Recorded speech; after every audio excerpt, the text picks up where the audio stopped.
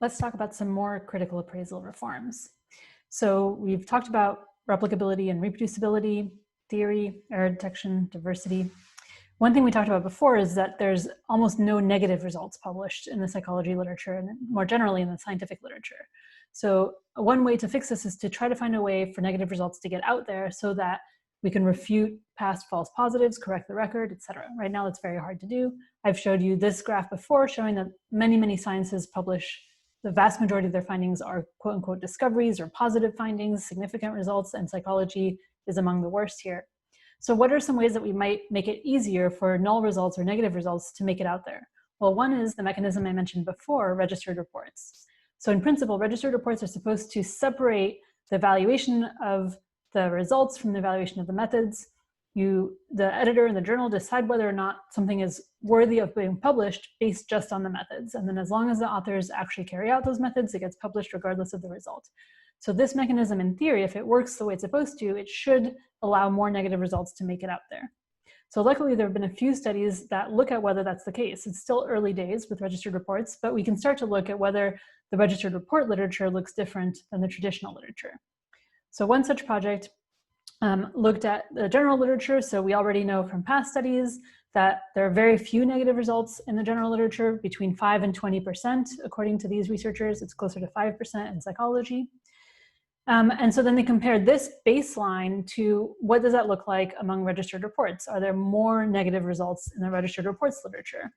And what they found, and they looked at all published registered reports up to the point that they ran the study, and they found that indeed, for new studies that are not replications, but original studies, 55% of registered reports, the key result was actually a negative result or a null result. So it's a very big difference to 5% in the traditional literature. And for replication studies, it was actually even higher. 66% of replication studies that are published through the registered report mechanism present null results, compared to 5% of original studies in the traditional literature. So this suggests there's several possible explanations for this, but one possible explanation is that something like 50% of the positive results in the original literature should actually be negative results. So they're getting filtered through questionable research practices and squeezed out to become significant.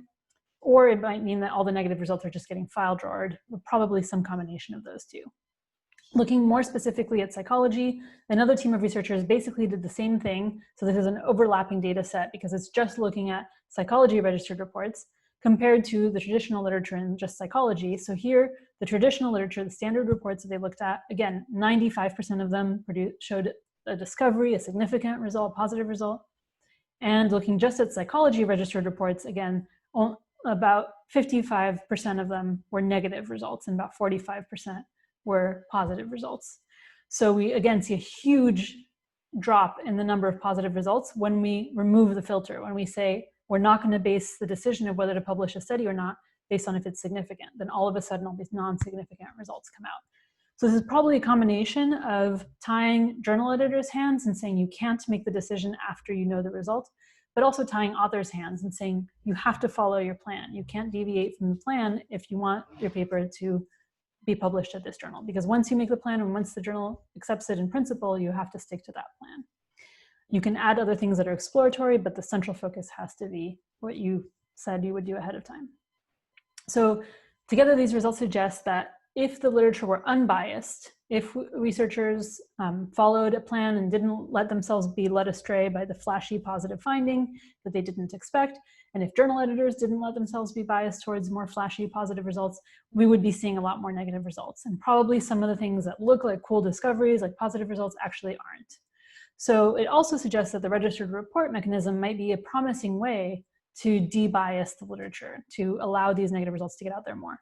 It'll be interesting to see if this continues at scale when registered reports become more popular. Right now, there's so few registered reports that it's really just a handful of journals and editors that are responsible for these, and they might be particularly motivated to do them well, to be really careful to not be biased.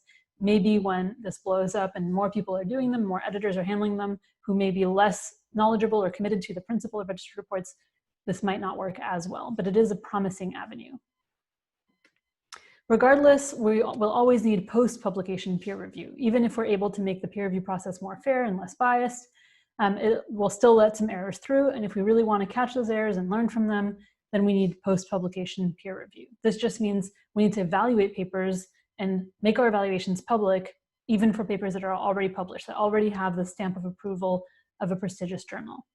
My colleagues and I, my graduate students and other colleagues, are working on this. And one of the things we're doing is actually trying to develop a rubric for the 4 validities to make it easier for people to flag problems with any of the 4 validities in published papers. So we've created rubrics for common threats to construct validity, for example, and this is based mostly on our experience in social and personality psychology. But some examples are like a poorly defined construct or using a measure that's not validated. And we've done the same for each of the 4 validities. So for statistical validity, one of the common threats is p-hacking, another one is harking, another one is low power. Another one is interpreting null results as if they're evidence of no effect rather than just can't reject the null, who knows. And then for internal validity, some common threats include confounds or demand characteristics or bad manipulation. And finally, for external validity, claiming that effects generalize when you don't have a basis for making that claim, or doing a lab study and being overly confident that it would generalize to the real world, and so on. So we're hoping that by developing this rubric, and we're also developing an app to go with it, researchers can more easily and quickly code their concerns and share those concerns with the world in a way that readers who then go and see the paper can see comments saying, oh, so, like 10 people have flagged this as, with a potential threat for external validity or something like that.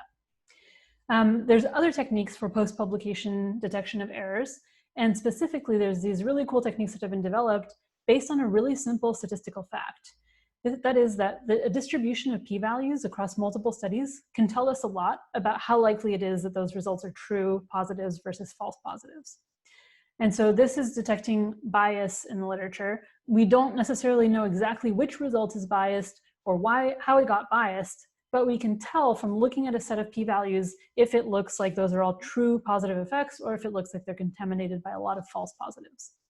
And the clever thing behind this is that it uses a really simple statistical and mathematical fact, which is that when you run studies and if you follow all the rules of null hypothesis significance testing, you don't deviate, you have a plan ahead of time, you run one target analysis, you interpret that p-value according to your alpha, is it significant or not?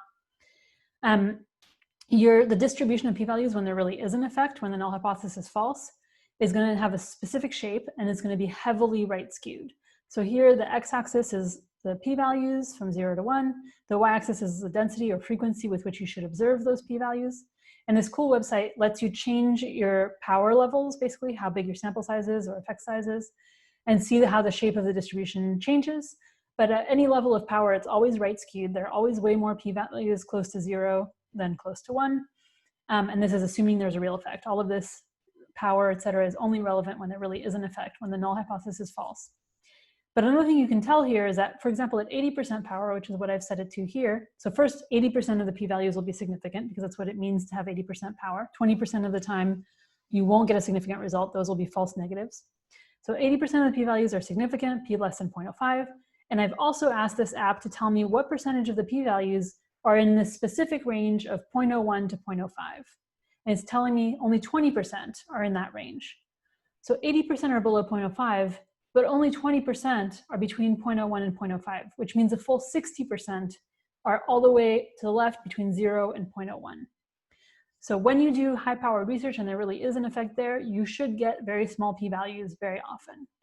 P of 0.005 should be much more common than 0.04, for example. So this gives us a tool for detecting bias in a set of studies. So if we have a set of studies, maybe it's all the studies published in a particular journal in a particular issue, or published by a particular researcher, or on a particular topic, we can look at that set of studies, pick out the key p-values, and that part is actually much trickier than I'm making it sound. You have to identify the key test statistic that tests the central hypothesis of the paper. But if you pick out those key p-values and then draw out the distribution, what is the shape of the quote-unquote p-curve, you can tell a lot. So p-values can give us a hint about whether there was p-hacking or other sources of bias. When there's no bias, no p-hacking, p-values have a very skewed distribution. As I mentioned, most of them will be close to 0 when there's a real effect. And you will see a lot of p-values below 0.01, but not a lot around 0.03, 0.04, 0.05. This is assuming there's an effect. When there is p-hacking or other sources of bias, then the distribution of p-values shifts and it becomes either flatter, sometimes even skewed in the other direction, although that's very extreme. That would take a lot of p-hacking. But even a more flat distribution like the green line here or the red line would be a sign of bias in the literature, or that there is actually no effect there. So the flat red line is what you would see when the null hypothesis is true, actually, and you're just seeing only false positives. So when there is bias, you'll see more things like p of 0.04, 0.03, et cetera. And you'll hardly ever see, or more rarely see, p-values close to 0. So one consequence of this is that we can look at a set of literature and tell how biased it is, how much bias has crept in, versus how confident should we be that these are mostly true positive results. And notice I've only been talking about p-values less than 0.05. It gets much more complicated. We don't really know how to interpret if we start letting in p-values above 0.05. So this is just talking about literatures where most things are significant. We're looking at just the significant findings and asking, are these likely true positives? So it also means that for any individual result, it's very hard to tell. A p-value could be anywhere and it doesn't mean all that much. But in general, especially if you're looking at over multiple studies, you should expect to see more p-values close to 0 and fewer p-values close to 0.05 or wherever the alpha threshold is. If you're seeing a lot of p-values above 0.01, 0.02, like in the 0.01 to 0.05 range, and not p-values below 0.01, then that's a sign that there's bias that's crept in. Not necessarily intentionally. This can happen without researchers doing anything knowingly wrong, but the common questionable research practices we've talked about would have that effect. Okay, so these are the reforms we've talked about that could be helpful in tackling the replication crisis and going beyond just tackling replication and replicability, but trying to improve all of the validities in research, in psychology, and beyond. So we've made a lot of progress in identifying the problems and identifying potential solutions. And I think I've also shown you that we've made a lot of progress in implementing the solutions, especially on the transparency side. We're seeing a lot more pre-registration, a lot more sharing of preprints, a lot more sharing of data. So in many ways, we're making a lot of improvements on transparency. On the critical appraisal side, I think the jury is still out. We have to see, is our research actually getting better? Are there theories getting stronger? Or is our work getting more reproducible and replicable? Fewer errors, more negative results out there, better post-publication peer review, and catching those errors and fixing them. One thing that's going to be challenging is that transparency is an easier sell. Transparency is just telling people, show your work. Okay. Critical appraisal is harder. It's telling people, be critical, go out and check things, and if it's wrong, say so. And that's less palatable to people. It's also less interesting to a lot of people. Many people prefer making discoveries than correcting other people's work. And this was captured pretty well in a quote by Kurt Vonnegut when he said, "Another flaw in the human character is that everybody wants to build and nobody wants to do maintenance."